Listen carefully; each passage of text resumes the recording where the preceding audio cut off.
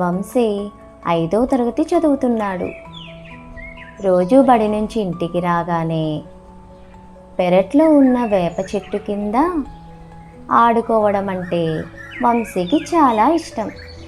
ఒకరోజు వేప చెట్టు కింద ఆడుకుంటూ ఉండగా చెట్టు మీద ఉన్న కోకిల కూ కూ అనడం వినిపించింది.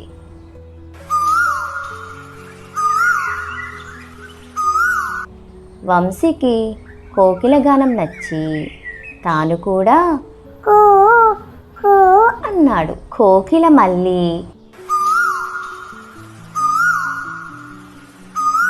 అని కూసింది. నీ గానం చాలా బాగుంది. కోకిలను మెచ్చుకోలుగా చూస్తూ అన్నాడు వంశీ. నువ్వు కూడా బాగా పాడావు వంశీ అని కోకిల బదులిచ్చింది. నా పేరు నీకెలా తెలుసు అని ఆశ్చర్యపోతూ అడిగాడు వంశీ. మీ అమ్మ నిన్ను పిలిచేటప్పుడు విన్నాను అంది కోకిల. బాగుంది. రోజు నాకు పాడటం నేర్పుతావా? నాకు బాగా పాడాలని ఉంది అని వంశీ అడిగాడు. ఓ తప్పకుండా. గానం మాకు వరం. నాకు వచ్చింది చెప్పడం కష్టమేమి కాదు అని కోకిల కిలకిలా నవ్వుతూ అంది. నీ గానమే కాదు, గుణము కూడా గొప్పదే. నీ స్నేహం నాకు నచ్చింది అని కోకిలను మెచ్చుకుంటూ చెప్పాడు వంశీ. ఆ రోజు నుంచి కోకిల దగ్గర పాటలు నేర్చుకోవడం వంశీ దినచర్యలో భాగమైంది. ఒకరోజు ఆ వేప చెట్టు మీద కోకిల గానంతో పాటు ఒక కాకి కూడా కావు కావు అనడం గమనించాడు వంశీ.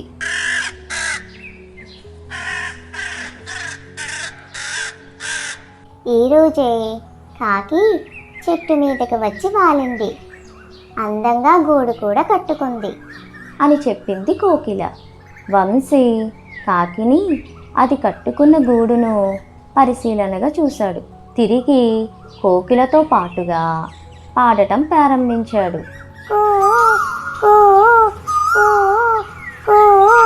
వారం రోజులు గడిచాయి.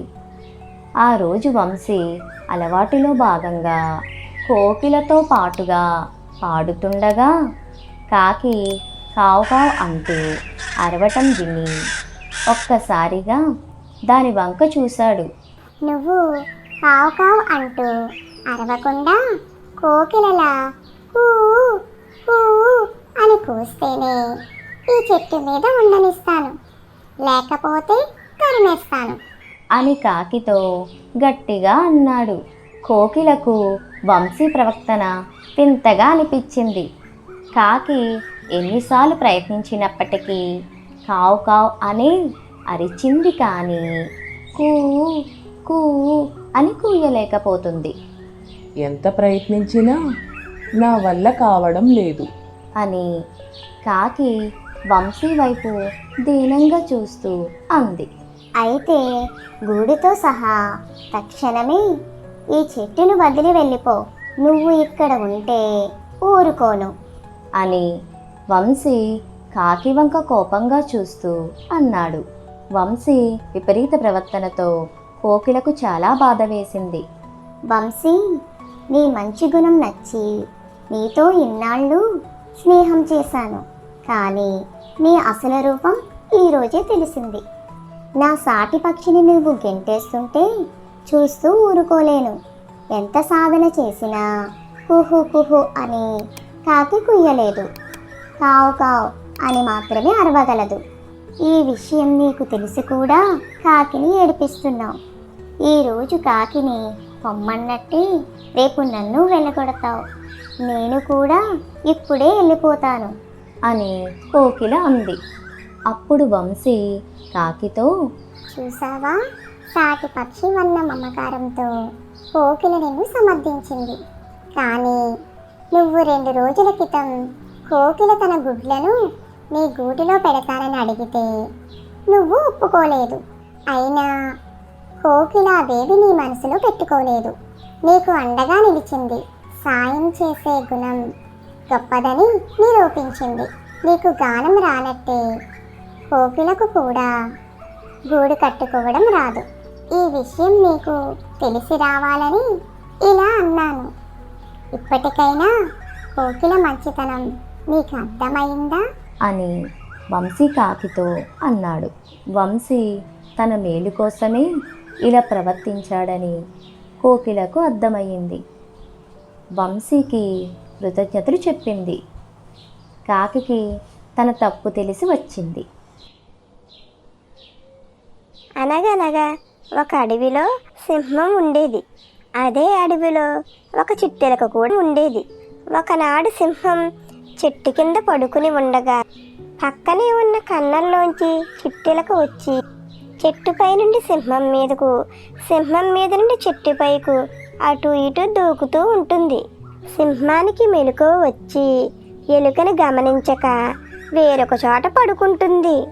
మరలా సింహం దగ్గరకు ఎలక వచ్చి కాళ్ళ దగ్గర ఎగురుతూ ఉండగా తన నిద్రకు భంగం కలిగించిన ఎలుకను సింహం తన కాళ్ళతో అదిమి పట్టుకుంటుంది.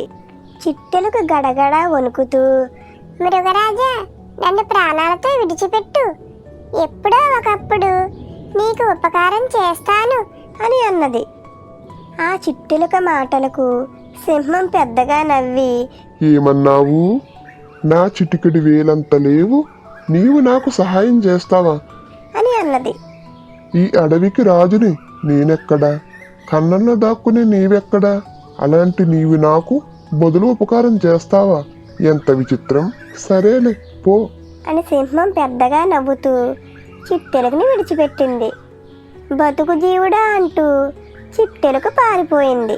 కొంతకాలం తర్వాత సింహం ఒక వేటగాడి వలలో చిక్కుకుంటుంది. వలతాళ్ళు గట్టిగా ఉండడం చేత సింహం ఎంత గట్టిగా గింజుకున్నప్పటికీ తప్పించుకోలేకపోతుంది. కాసేపటికి వేటగాడు వచ్చి తనను బంధించి బోనులో పెడతాడో ప్రాణమే తీస్తాడో అని విచారించసాగింది సింహం.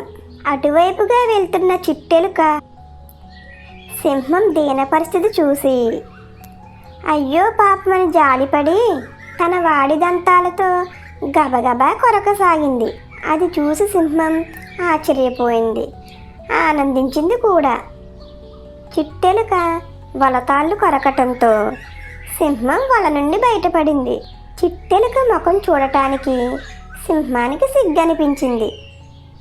ఒకనాడు నేను నిన్ను నా కాలిగోటుతో సమానమన్నాను. ఈరోజు నువ్వే నా ప్రాణం కాపాడావు. నన్ను క్షమించు అన్నది సింహం. ఆనాటి నుండి సింహం చిట్టెలుక రెండు స్నేహంగా జీవించసాగాయి. మా ఛానల్ కనుక మీకు నచ్చినట్లయితే లైక్ చేయండి, షేర్ చేయండి, కామెంట్ చేయండి. అలాగే సబ్స్క్రైబ్ కూడా చేసుకోండి.